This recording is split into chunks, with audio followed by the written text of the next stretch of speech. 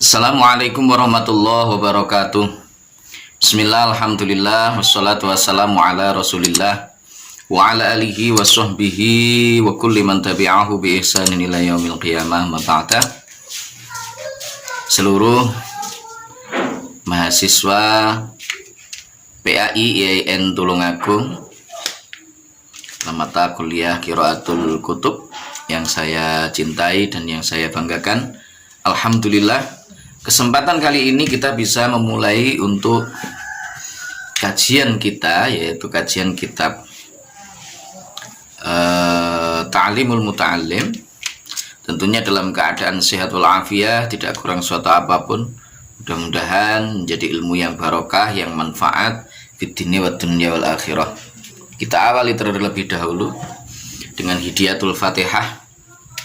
Kita tujukan kepada seluruh guru-guru kita, kepada orang tua kita, ahli kubur kita semuanya, para ulama salafus sholih, para muallifin, khusun musannif hadzal kitab Syekh Az-Zarnuji, juga untuk para sahabat, para tabi'in, khususan baginda agung Rasulullah Muhammad sallallahu alaihi wasallam. Mudah-mudahan senantiasa diberikan ilmu yang barokah, manfaat fid dini wa dunya wal akhirah. Ala hadhihi niyyah wa ala kulli niyatin sholihah wa ala ma nawa salafuna sholih. Sya'ulillahi ta'ala lahumul Fatihah. A'udzu billahi minasyaitonir rajim. Bismillahirrahmanirrahim. Alhamdulillahi rabbil alamin arrahmanir rahim maliki yaumiddin. Iyyaka na'budu wa iyyaka nasta'in. Ihdinas siratal mustaqim. Siratal ladzina an'amta 'alaihim ghairil maghdubi 'alaihim waladdallin. Amin. Sesuai dengan RPS-nya, silahkan teman-teman dibuka untuk materi kita yang pertama, yaitu faslun fi mahiyatil ilmi wal fiqhi wa fadlihi. Saya bacakan terlebih dahulu, silahkan dilengkapi kitabnya, penuhi, kemudian nanti dipahami, dan tentunya akan ada praktek untuk membaca di pertemuan-pertemuan yang berikutnya. Bismillahirrahmanirrahim. Subhanaka la ilma lana illa ma 'allamtana innaka antal alimul hakim. Qala rabbi shrah li sadri wa yassir li amri wahlul 'uqdatam min lisani yafqahu qawli. Shalatu wassalamu alayka wa ala alika ya sayyidi ya Rasulullah. Allimni wa rabbini. Bismillahirrahmanirrahim. Faslun utawi iki iku ana fasal suwiji fi mahiyatil ilmi kang tetep ing dalem mertelaaken hakikate utawa kahananing ilmu, wal fiqhi lan ilmu fikih, wa fadlihi lan kautamane fikih. Qala dawuh sapa Rasulullah Gusti Rasul sallallahu alaihi wasallam, dawuh tolabul ilmi engkol tolabul ilmi. Tolabul ilmi utawi nuprih ilmu iku fardhatun banget fardune ala kulli muslimin ing atase saben-saben wong Islam lanang, wa muslimatin lan wong Islam wadon. Di fasal ini menjelaskan tentang hakikat dari ilmu, kemudian menjelaskan tentang ilmu fikih dan keutamaan ilmu fikih. Qala Rasulullah sallallahu alaihi wasallam, baginda agung Rasulullah sallallahu alaihi wasallam bersabda, talabul ilmi fardhatun ala kulli muslimin wa muslimatin. Menuntut ilmu itu sangat wajib atas seluruh atau semua muslim laki-laki dan muslimah, muslim perempuan. Jadi Rasul menganjurkan kepada kita semuanya untuk memperhatikan urusan mencari ilmu. Bahkan Islam melalui sabda Rasulullah ini jelas-jelas menegaskan bahwa yang namanya tolabul ilmi itu fardhatun, bukan hanya fardun, tetapi faridotun. Apa itu faridotun? Nanti ada keterangan di belakangnya. I'lam ngawurono sapa sira. I'lam ngawurono sapa sira bi anna kelawan temen setuhune kelakuan. Iku la yuftaradhu raden fardhoaken. Ala kulli muslimin ing atase saben-saben wong Islam lanang wa muslimatin lan wong Islam wadon. Wa muslimatin lan wong Islam wadon apa talabu kulli ilmin nuprih saben-saben ilmu. Bal yuftaradhu balik den fardhoaken. Bal yuftaradhu balik den fardhoaken alaihi ing atase kulli muslimin wa muslimatin apa talabu ilmil hali nuprih ilmu hal. Apa talabu ilmil hali nuprih ilmu hal. Kama yuqalu kaya oleh den ngendikaken apa afdhalul ilmi ilmul hali wa afdhalul amali hifdzul hali qaul. Afdhalul ilmi ilmul hal wa afdhalul amali hifdzul hal. Afdhalul ilmi utai luwih utamaning ilmu Afdhalul ilmi utai luwih utamaning ilmu iku ilmul hali, ilmu hal. Wa afdhalul amali utawi luwih utamaning ngamal.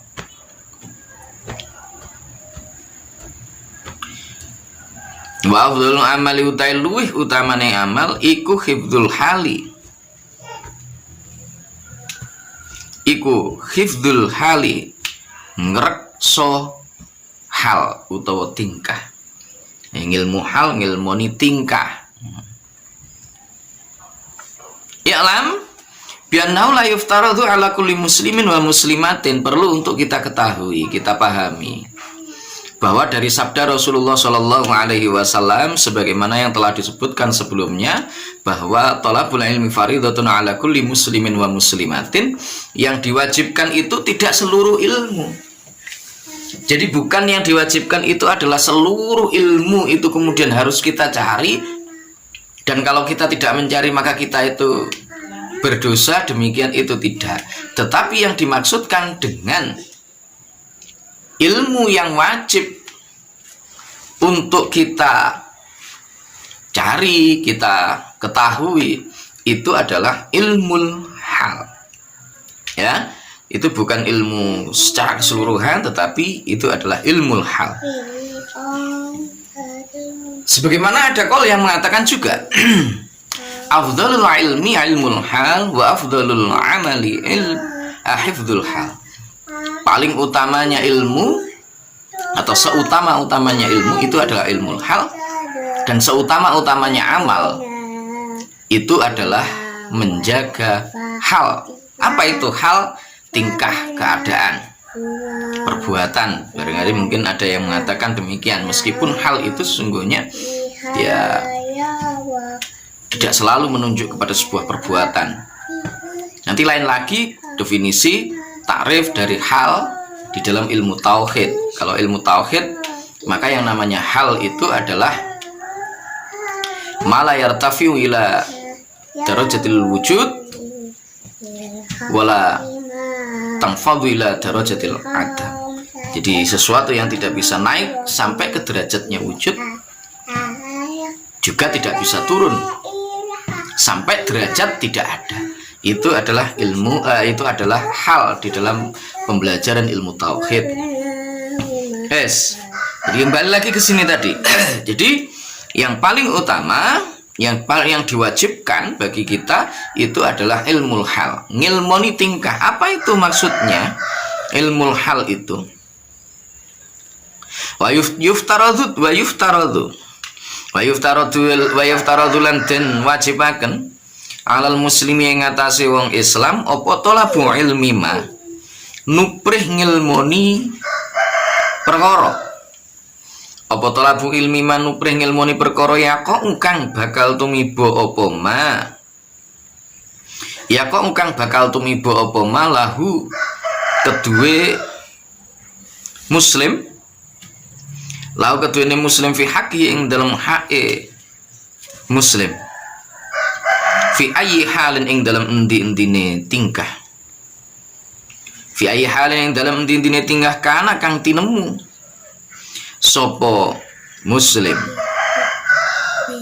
fa inna mung temen setune kelakuan iula butajib lahu keduene muslim minas sholati saking sholat, fayuftaradu mungko den fardhaken alaihi ing atase muslim apa ilmu ma ngilmoni perkara ya kang tumiba apa ma lahu keduene muslim fi sholatihi ing dalam sholate muslim biqadri ma kelawan kira-kirane perkara, biqadri ma kelawan kira-kirane perkara yu'addi kang bisa nekani sapa kuli muslim bihi kelawan ma, bihi kelawan ma fardhu sholati ing fardhune sholat, fardhu sholati ing fardhune sholat.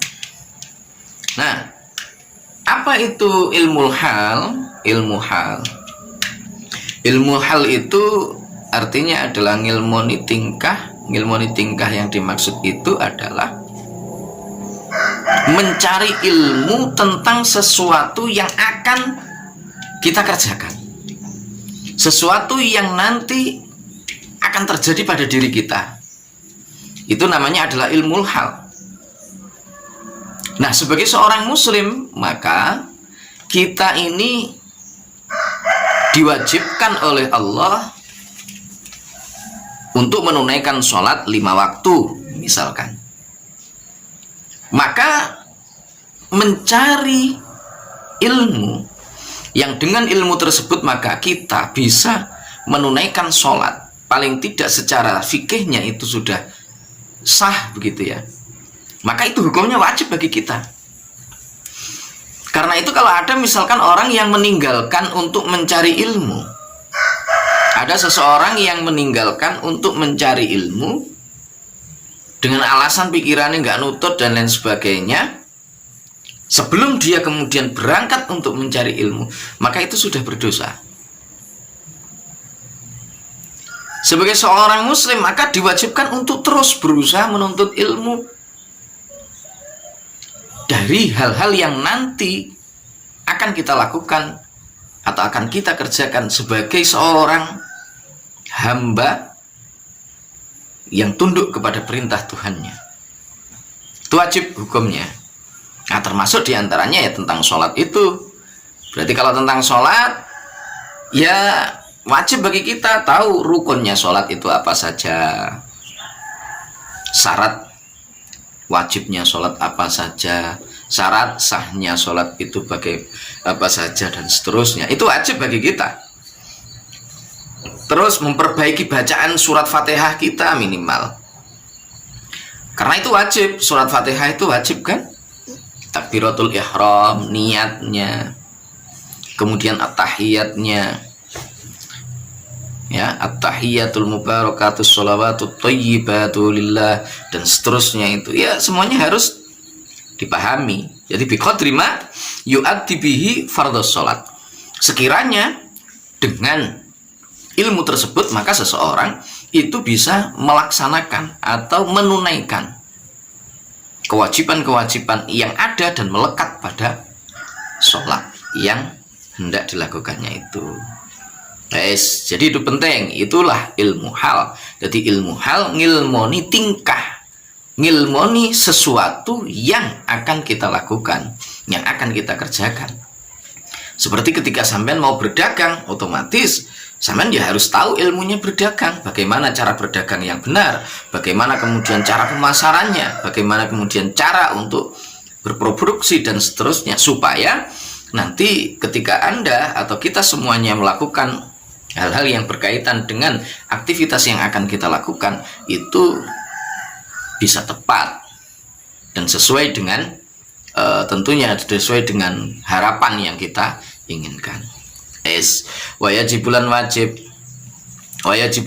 alaihi ngatasi muslim alaihi ngatasi muslim apa ilmu mangilmoni perkara, apa ilmu mangilmoni perkara ya kok ungkang tumibo apa ma lahu keduwene muslim biko terima kelawan kira-kirane perkara, biko terima kelawan kira-kirane perkara yu adi kang bisa nekani sapa muslim, yu adi kang bisa nekani sapa muslim bihi kelawan ma, bihi kelawan ma al wajibah ing perkara kang wajib, al wajibah ing perkara kang wajib li annama krana temen setuhune perkara, li annama krana temen setuhune perkara iya tawassalu kang dadi lantaran,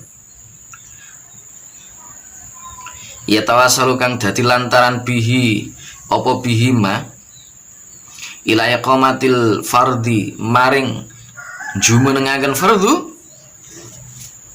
ila iqamatil fardhi maring jumenengaken fardhu iku yakunu ana apa ma yutawassalu bi, ana iku fardhun fardhu, iku fardhun fardhu wa mau ta'i perkara yutawassalu kang den gawe lantaran apa ma yutawassalu kang den gawe lantaran apa bihi ma ya, apa bihi ma ila iqamatil wajib maring jumenengaken perkara ingkang wajib, ila iqamatil wajib maring jumenengaken perkara ingkang wajib iku yakunu ana apa ma, iku yakunu ana apa ma iku wajiban wajib, iku wajiban wajib apa ma wa kadzalika lan iku kaya mengkono-mengkono perkara kang wis den tutur, maksud perkara sing ditutur ya as-shalah wa ma yatawassalu bi itu,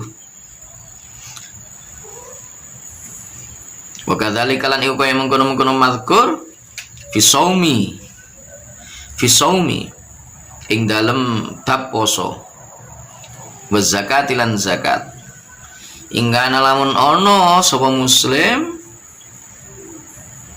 ingkana lamun ono sapa muslim iku lahu tetep keduwene muslim, iku lahu tetep keduwene muslim apa malun bondo,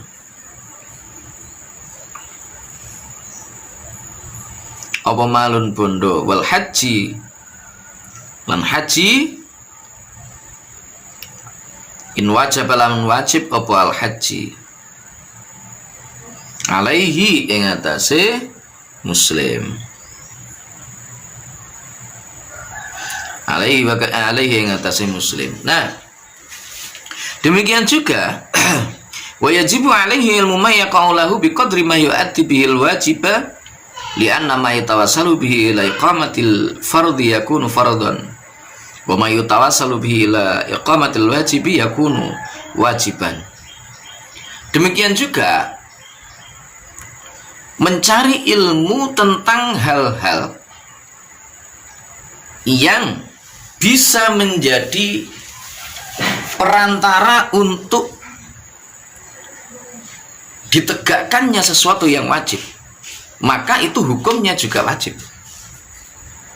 Jadi kalau yang tadi itu adalah mencari ilmu untuk menunaikan kewajiban, itu hukumnya wajib, atau ilmu hal karena itu akan terjadi pada diri seseorang kelak di masa yang akan datang, akan terus dilakukan selama hidupnya. Maka ilmu yang berkaitan dengan sesuatu yang menjadi perantara sebuah perbuatan fardu itu bisa sempurna, itu hukumnya pun juga wajib. Contohnya begini sederhana. Sholat hukumnya wajib, mencari ilmu tentang sholat hukumnya itu adalah wajib. Hukumnya wudhu, hukum awalnya itu adalah sunnah. Tetapi manakala wudhu itu digunakan untuk menunaikan sholat wajib, maka hukum wudhu itu adalah wajib. Nah karena itu mencari ilmu yang berkaitan dengan wudhu itu hukumnya adalah wajib. Mengapa? Karena dengan kita wudhunya itu benar, maka sholat fardu yang akan kita lakukan itu menjadi sah. Gitu. Pun pula nanti bersuci itu hukumnya orang sholat itu juga harus bersih, suci dari najis. Maka mencari ilmu tentang toharoh, kaifiyatut toharoh anin najasah misalkan, maka itu hukumnya juga akan menjadi wajib. Inilah makna dari ma yutawassalu bihil wajib fahuwa wajibun. Jadi kalau dalam kaidah usul itu ada yang menyebutkan bahwa ada sebuah kaidah yang menyebutkan ma la yatimul wajibu illa bihi fahuwa wajibun. Sesuatu yang urusan wajib tidak bisa sempurna kecuali dengan melakukan sesuatu itu, maka hukum untuk melakukan sesuatu itu hukumnya adalah wajib. Begitu ya. Jadi begitu. Nah, demikian juga hal ini tidak hanya dalam hal urusan sholat, urusan-urusan yang lain juga. Misalkan dalam hal urusan berpuasa, puasa juga wajib bagi kita untuk mencari ilmu yang berkaitan dengan puasa, itu wajib hukumnya, tidak boleh tidak. Kemudian zakat, nisabnya berapa, misalkan kalau emas itu berapa, kalau perak itu berapa, kalau itu urut tijarah bagaimana, kalau misalkan itu petani airnya atau tidak tidak perlu pemupukan perawatan yang harus membeli dan seterusnya, itu bagaimana. Kalau dijar netok wis hasilnya api piye. Nek misalkan kalau tidak di kalau tidak ada pendanaan yang besar, maka itu tidak bisa panen, maka itu nanti bagaimana. Nah, ini hal-hal seperti ini harus dipahami bagi orang-orang yang menekuni profesi-profesi tertentu. Artinya apa? Bahwa kalau kita melihat ini, mencari ilmu hal ini yang diwajibkan ini ternyata tidak hanya satu, ragamnya itu bisa bermacam-macam sesuai dengan tuntutan dari profesi atau sesuatu yang kita lakukan dalam kehidupan ini. Sebagai seorang guru misalkan, sebagai seorang murid misalkan, sebagai seorang dosen, sebagai seorang ini, semuanya ada urusan-urusannya itu ada. Wa kadzalika lan kaya mengkono-mengkono perkara kang wis den tutur. Wa kadzalika lan kaya mengkono-mengkono perkara kang wis den tutur fil buyu ing dalem pira-pira akad be akad dol tinuku. Ing kana lamun ana sapa muslim iku ya tajiru dagang sapa muslim. Kila den dawaken li Muhammadin maring Muhammad Ibnul Hasan kang dadi anak lanangi Hasan rahimahullahu taala. Apa sing den dawahaken apa Allah tusunnifu, qaul Allah tusunnifu. Allah tusunnifu mbok ya inggih nganggitaken tuan. Allah tusunnifu mbok inggih nganggitaken tuan kitaban ing kitab fi zuhdi kang tetep ing dalem mertelaaken zuhud. Qala dawuh sapa Muhammad Ibnul Hasan, sonaftu ing qaul sonaftu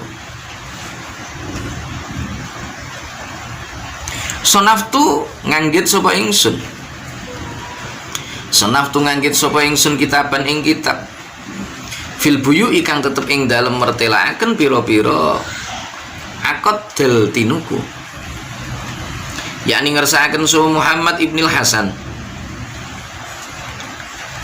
az-zahidu ing utawi wong kang zuhud, az-zahidu ing utawi wong kang zuhud iku man wong ya taharruzu kang reksa sapa man ya taharrazu kang ngrekso sapa man anis syubuhati saking pira-pira perkara syubhat wal makruhati lan pira-pira perkara kang makruh fit tijarati ing dalam pira-pira akad dol tinuku fit tijarati ing dalam pira-pira ngakad dol tinuku wa kadzalika lan kaya mengkono-mengkono mazkur yajib wajib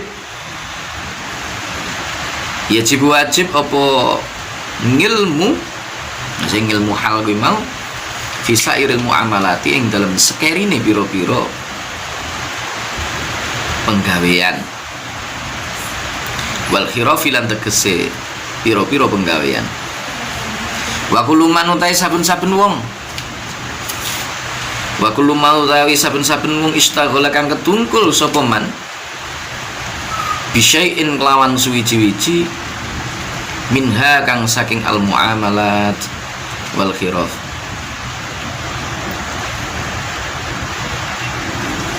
iku yuftaradu den fardhaken alaihi ing atase man apa ilmu taharruzi ngilmoni carane rumeksa apa ilmu taharruzi ngilmoni carane rumeksa anil harami saking perkara kang haram fihi ing dalem syai' demikian juga halnya dengan